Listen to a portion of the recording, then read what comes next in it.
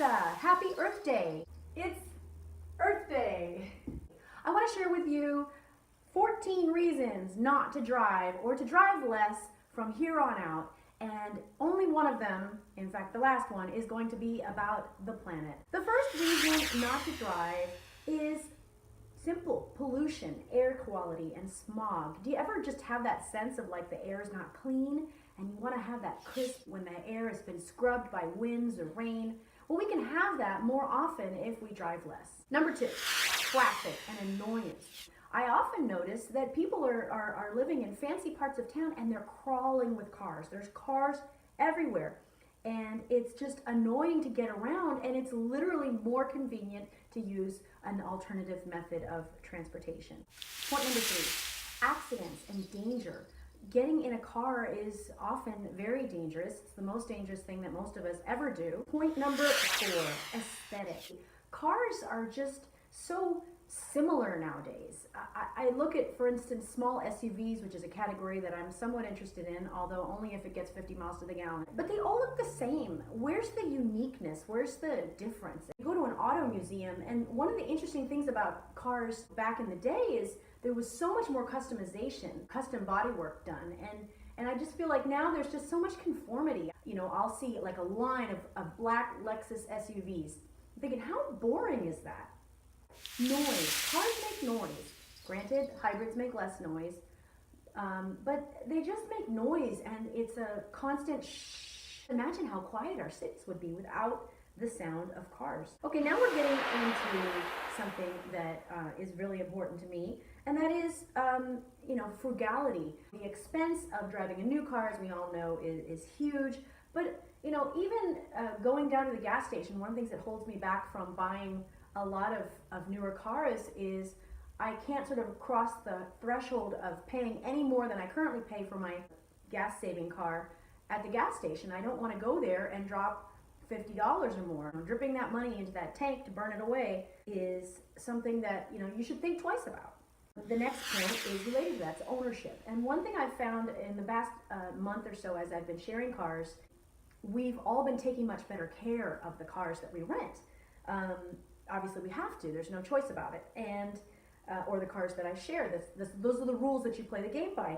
And that's another advantage of not owning a car, not getting that first scratch, not getting those first dings and having that newness go away. You actually can always have that new feeling if you consider the car a service or something to be shared rather than your own investment. And as we all know, it's a terrible investment. It's not really an investment, it's a depreciating asset. Dinosaur juice. We're burning this dinosaur juice to drive around in these internal combustion engines.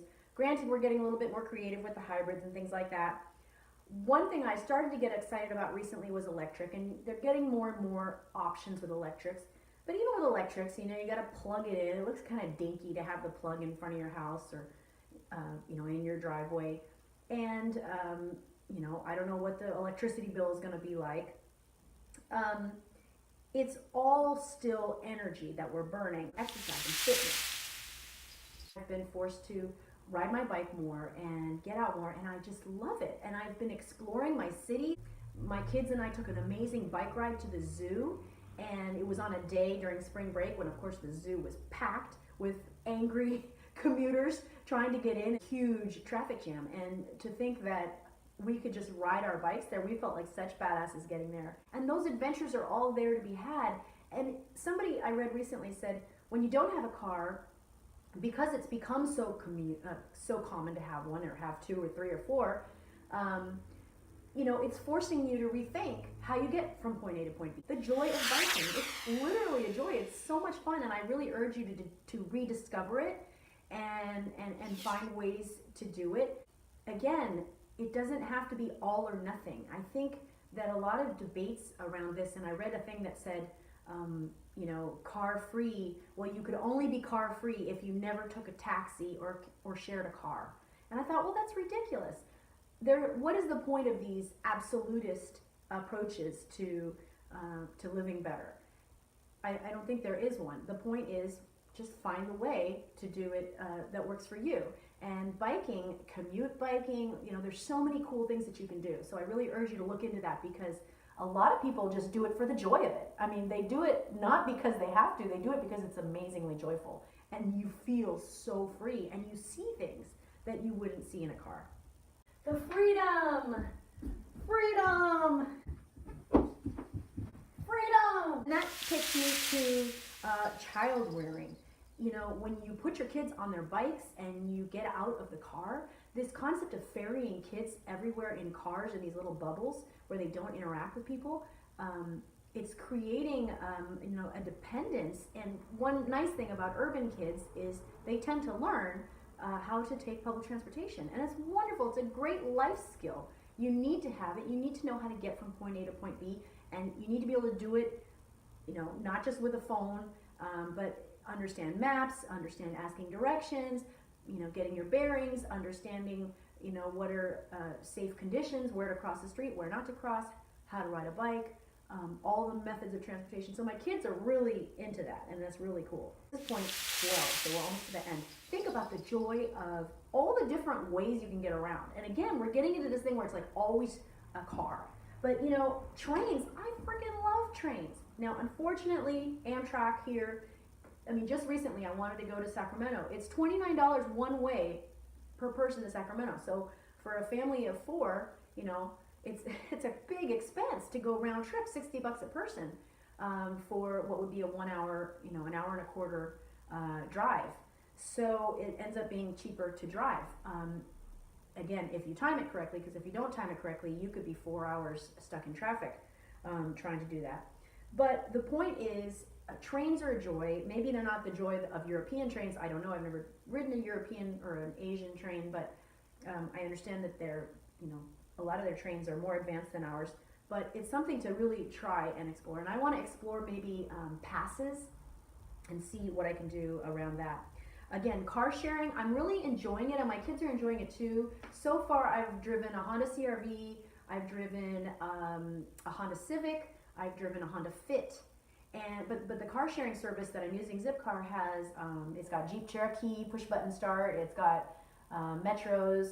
I drove a Scion XB. Just different things. Scion XB. Oh my goodness, what a silly little car. But it was a manual. That one was a friend of ours lent it to us, and that's another thing to consider. Maybe you've got friends who can help you out. And somebody that you could share ownership with. In fact, I read another blogger who said that he was years ahead of Uber, because what he did is he bought a car and then he never really drove it, and so he gave it to his friend and said, if you pay, I'll make the payments, you pay gas and insurance, and the only caveat is you have to give me a ride whenever I need one.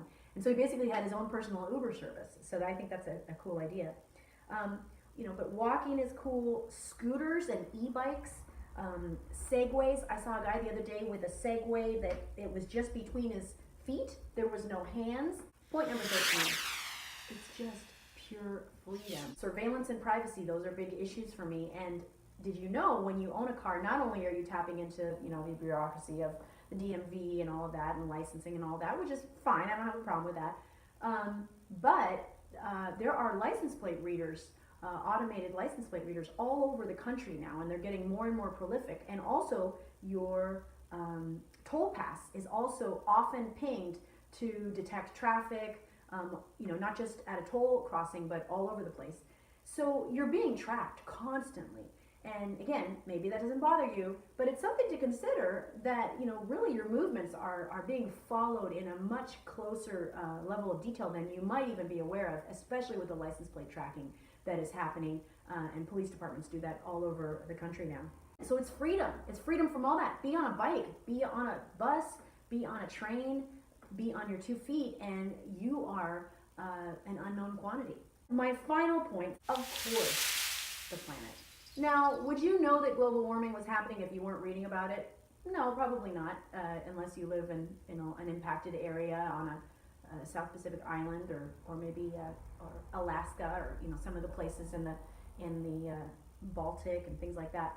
But the point is, it seems that most of the evidence is saying it's very important to do whatever we can to reduce our carbon output. And what's happening is people debate, oh, is it agriculture? Is that the biggest one? Or is it industry? Is that the biggest one? I don't think it really matters. I think the point is, what can you do on Earth Day to change your carbon consumption? And a statistic that I read from the Environmental Protection Agency for last year is that transportation is the largest contributor of greenhouse gases in the United States. And of transportation, passenger cars, private passenger cars, are the number one. I should say electricity generation is the number one contributor, but then transportation is number two, very close behind. So the point is, imagine if all of us cut back 10%, 5%, 25%, 50%. But not only that, what I want to say, just like with minimalism, it turns out that these things are actually pleasurable right now. Why? Because there's too many cars, just like there's too many smartphones, right? So it's actually pleasurable to take these alternatives, because we're at a saturation point, and you know it. You know it when you're in your city. And the solutions that are car oriented, like for instance widening highways and things like that, it turns out that those things just bring on more traffic. And the solution of building more roads out to isolated areas, again, I think really let's stay concentrated in our nice urban areas. Let's make these into little paradises so that we can keep our green spaces that in the United States we have so much of. We have so much beauty in this country. It's still there, and we can keep it alive, but only if we don't drive. So thanks for watching. Bye. Free! Freedom!